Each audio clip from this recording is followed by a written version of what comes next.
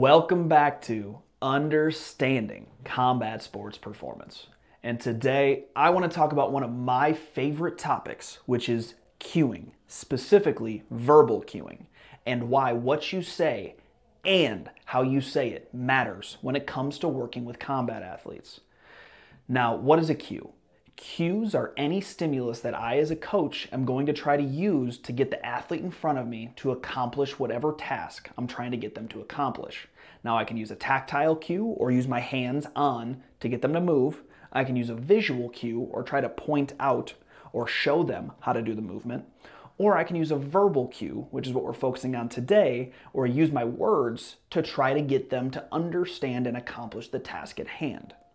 Now, when it comes to verbal cueing, there's typically two key categories. There's going to be our extrinsic cues and our intrinsic cues. Extrinsic cueing is going to give you a focus outside of the body, and it could be an analogy. It could be a goal to go after that the athlete will understand in their brain and their body will self-organize to accomplish the task we're looking to accomplish. So, for example, I would say jump through the roof if I'm having them do a jump test. Or if I'm trying to have them squat with their chest up, I would say, hey, I got to see the logo on your shirt while you're doing your squat. Now, those two cues, the athlete innately understands what I'm getting them to accomplish. I take up less attention because it's one cue instead of 3 or 4 I might have to use intrinsically, and they can self-organize and accomplish the goal that we're looking for. Now, we're focusing on intrinsic cueing next, which is bringing the locus of focus, or what that athlete focuses on, into the body, or trying to get them to make micro movements with specific body parts to accomplish the task. Now, I like to use this in the case of rehab or in the case of micro movement changes, where say I need an easy one would be correcting knee valgus. Hey, I cannot have your knee track over the big toe. I need it to drive out. Boom, that athlete understands. I gave them one goal, which is knee doesn't go in, it goes out, and they're able to fix that micro movement right there. Or, for example, the knee over toe cue that everybody used to use with squats. You can't let your knees pass your toes. That athlete understands the one task they're trying to accomplish, which is no knees past toes, and they get the message and accomplish the goal. Now, when do I use which? Well, like I said, typically I like to use intrinsics for rehab cases. It gives that body more of an understanding of what that movement is, and it brings their awareness to the area and takes up a little bit more attention. Now, when we're focused on performance goals, however, or say I'm cornering a fight, I want as many extrinsic cues as possible, because I don't want to take up too much attention with my words. I want their attention to be focused on the task at hand, and I'm only going to give them 1 or 2 cues to go accomplish what we're looking for.